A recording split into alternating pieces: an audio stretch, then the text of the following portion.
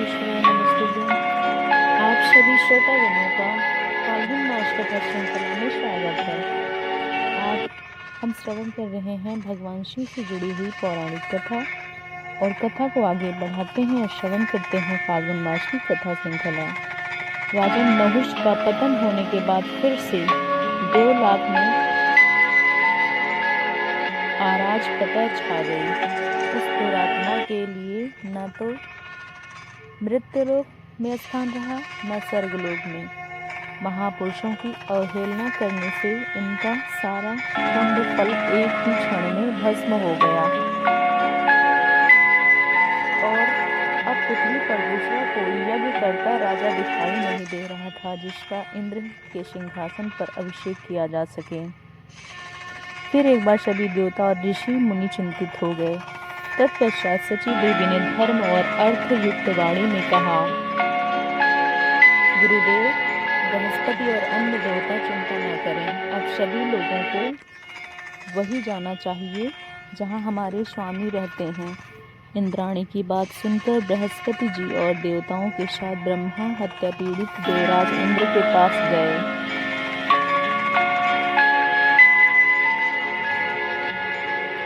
जलाशय के किनारे पहुंचकर देवताओं ने देवराज इंद्र को पुकारा। इंद्र ने जल में खड़े होकर देवताओं पर दृष्टिपात किया और कहा, मैं तो पाप से पीड़ित हूँ, ब्रह्म हत्या में डूबा हुआ हूँ और यहाँ अकेले तपस्या कर रहा हूँ और इस जल में निवास करता हूँ। उनकी बात सुनकर देवता विह्वल हो गए और कहने लगे, देवराज इंद्र विश्वकर्मा के पुत्र विश्वभूप ने ऐसा यज्ञ करना आरंभ किया था जिससे देवता और तपस्वी ऋषि विनाश को प्राप्त हो जाते हैं। इसी कारण परोपकार की दृष्टि से ही अपने उसका वध किया था। इसलिए हम सब लोग आपको अमरावती लेकर चलने आए हैं। इस प्रकार बातचीत हो रही थी। ब्रह्म हत्या का भी उस समय तुरंत बोल उठी, देवराज इंद्र को अमरावती जाने से रोकती हूँ। यह सुनकर बृहस्पति अचानक से उससे उत्तर दिया, हे ब्रह्म हत्या, हम तुम्हारे निवास के लिए स्थान नियत करेंगे। कार्य की गुरुता में दृष्टि रखकर देवताओं और उस समय ब्रह्म हत्या को शांत कर दिया। ब्रह्म हत्या एक अंशी तुम्हें ग्रहण करना चाहिए। देवताओं की बात सुनकर पृथ्वी कांप उठी और कहने लगी, आप लोग ही विचार कीजिए कि ब्रह्म हत्या का अंश कैसे ग्रहण कर सकती हूँ। मैं संपूर्ण भूतों का धारण करने वाली एक विश्व का भ्रमण पोषण करने वाली हूँ। मैं इस पाप कर्म में डूबकर अधिक पवित्र हो जाऊंगी। पृथ्वी देवी का यह वचन सुनकर बृहस्पति जी ने कहा, सुंदरी, तुम भय मत करो, तुम तो सर्वथा निष्पाप हो। जिस समय यदुकुल में भगवान वासुदेव अवतार लेकर आएंगे उस समय उनके चरणों को स्पर्श से यह ब्रह्म हत्या का आंशिक पाप भी निवृत्त हो जाएगा। उसके बाद सभी देवताओं ने वृक्ष को बुलाकर कहा, आप लोग देव कार्य के सिद्ध के लिए ब्रह्म हत्या का एक अंश ग्रहण कीजिए। तब सभी वृक्षों ने वहां पधारे हुए सभी देवता से कहा, देवतांग और हम सब लोग ब्रह्म हत्या के पाप से लिप्त हो जाएंगे तो संपूर्ण महात्मा भी ब्रह्म हत्या युक्त होकर पापी हो जाएंगे। यह सुनकर बृहस्पति जी कहते हैं, आप लोग चिंता ना करें, इंद्र के प्रसाद से आप लोग काटे जाने पर भी अनेक अंशों का विभग होकर शाखा की डालियों पर संपन्न हो जाएंगे और इस प्रकार सदैव शुद्ध बने रहेंगे। बृहस्पति के इस प्रकार आश्वासन देने पर सभी वृक्षों ने आंशिक ब्रह्म हत्या को आपस में बांट लिया। उसके बाद देवताओं ने जल को बुलाया और कहा, आप लोग देव कार्य से सिद्ध के लिए इस समय ब्रह्म हत्या का अंश स्वीकार करें। तब सारे जल एकत्रित होकर बृहस्पति जी से कहने लगे, जो कोई भी पापी या दुष्कर्म है वह हमारे संपर्क और संबंध से दूर हो जाते हैं। हमारे द्वारा स्नान, शौच और हमारा पान आदि करने से संपूर्ण पापकांत प्राणी पवित्र हो जाते हैं, लेकिन ब्रह्म हत्या से अभिभूत होने के बाद तो हमारी सारी शक्ति नष्ट हो जाती है। फिर हम क्या करेंगे? ऐसी बात सुनकर बृहस्पति जी कहते हैं, तुम दुष्कर पाप से भय मत करो, मैं तुम्हें वरदान देता हूँ कि चराचर जगत में निवास करने वाले सभी प्राणियों को जल हमेशा पवित्र ही करेगा।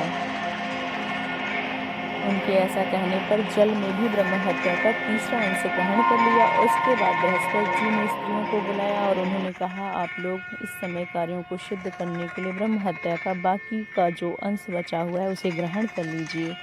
देवगुरु की वचन सुनकर सभी स्त्रियां कहने लगी, भगवान संपूर्ण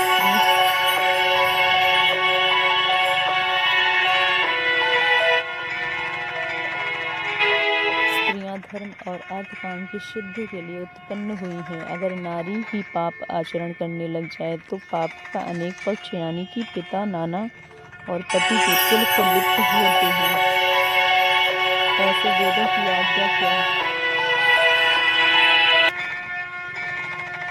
ऐसी वेदों की आज्ञा है, क्या आपने कोई ऐसी बात नहीं सुनी? आप स्वयं ही विचार कीजिए, हमारा क्या कर्तव्य है? स्त्रियों को ऐसा कहने पर बृहस्पति जी उन्हें वरदान दिया।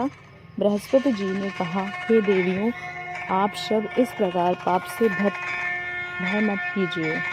आपके द्वारा स्वीकृत ब्रह्म हत्या का अंश भावी पीढ़ियों के लिए और दूसरों के लिए भी शुभ फल देने वाला होगा। तुम सबको इच्छा अनुसार काम सुख प्राप्त होगा। इस प्रकार देवताओं ने ब्रह्म हत्या के 4 भाग किए और वो अंश तत्काल ही पूर्वोक्त समुदायों में स्थित हो गए।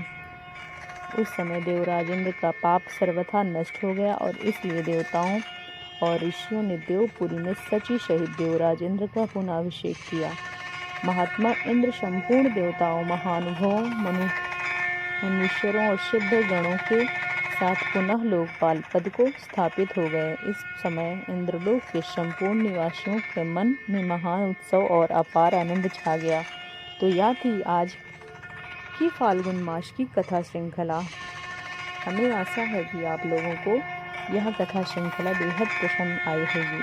अगर आपने इस कड़ी को श्रवण किया है तो हर हर महादेव लिखते हुए चैनल को सब्सक्राइब करते हुए जाना। और आप सभी को महाशिवरात्रि की हार्दिक शुभकामनाएं, क्योंकि आज है फाल्गुन मास में की 15 फरवरी को पड़ने वाली भगवान शिव को प्रसन्न करने वाली फाल्गुन मास शिव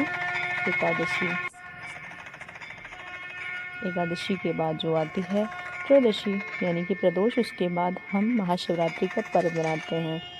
आज है महाशिवरात्रि। भगवान शिव को प्रसन्न करने व शुभ अवसर आज के दिन भगवान शिव विश्व में प्रत्येक शिव के अंदर प्रत्यक्ष रूप में प्रकट होते हैं। तो इसलिए आज के दिन हम प्रार्थना करते हैं कि भगवान शिव और माता पार्वती की कृपा आप और आपके परिवार पर सदैव ही बनी रहे। इस पवित्र फाल्गुन मास की कथा को हमने श्रवण किया, भगवान शिव से जुड़ी हुई सुंदर पौराणिक कथा का। हमें आशा है आप लोगों को हमारी ये कथा अवश्य पसंद आई होगी। चैनल को सब्सक्राइब कीजिएगा।